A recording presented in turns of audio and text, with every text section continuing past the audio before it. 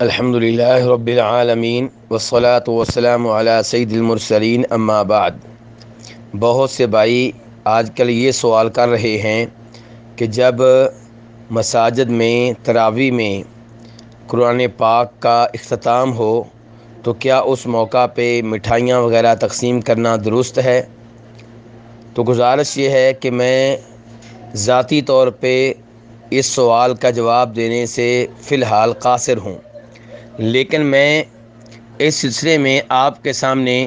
سعودی علماء کرام کی فتویٰ کمیٹی کا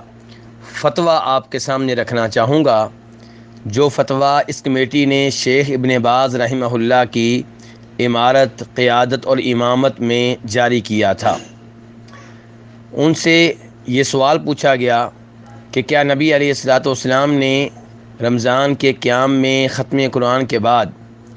کوئی چیز تقسیم کی جس کا تعلق کھانے پینے سے ہو، مٹھائی سے ہو، یا آپ کے کسی صحابی نے یہ کام کیا یا کسی تابعی نے یا تبع تابعی نے؟ اگر یہ معاملہ مذکورہ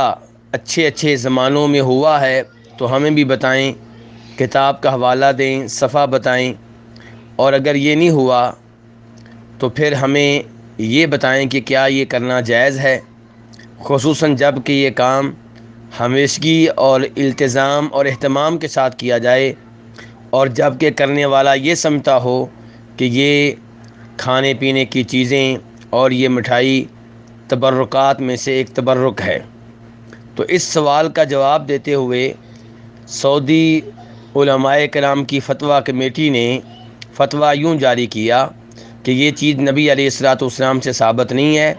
آپ کے کسی صحابی سے بھی ثابت نہیں ہے، تابعین میں سے بھی ثابت نہیں ہے، اور ائمہ سلف سے بھی ثابت نہیں ہے۔ یہ ہم کہہ سکتے ہیں اپنے علم کی حد تک کہ جب وہ قرآن پاک ختم کرتے تھے رمضان کے قیام میں، اس کے بعد وہ کھانے پینے کی چیزیں تقسیم کرتے ہوں، مٹھائیاں تقسیم کرتے ہوں، اس کا اہتمام کرتے ہوں، تو یہ چیز ان سے ثابت نہیں ہے، بلکہ یہ بدعت ہے، دین میں ایک نئی چیز ہے، کیونکہ یہ ایک عبادت کے بعد یہ کام ہو رہا ہے، اور اس عبادت کی وجہ سے کام ہو رہا ہے، اور اس کا ایک وقت مقرر ہے، اور دین میں جو بھی بدعت ہو تو گمراہی ہے، کیونکہ بدعتوں سے یہ لازم آتا ہے کہ شریعت نامکمل ہے، ناقص ہے، جب کہ اللہ تعالیٰ فرما چکے ہیں الیوم اکملت لکم دینکم، کہ میں نے تم پہ تمہارا دین مکمل کر دیا ہے۔ اس فتویٰ کے آخر میں سعودی علماء کرام کی کمیٹی نے یہ وضاحت کی ہے کہ اگر یہ کام کبھی کبھار ہو جائے اور اس کا التزام نہ کیا جائے، اس پہ ہمیشگی نہ کی جائے، تو پھر اس میں کوئی حرج نہیں ہے، واللہ تعالی اعلم۔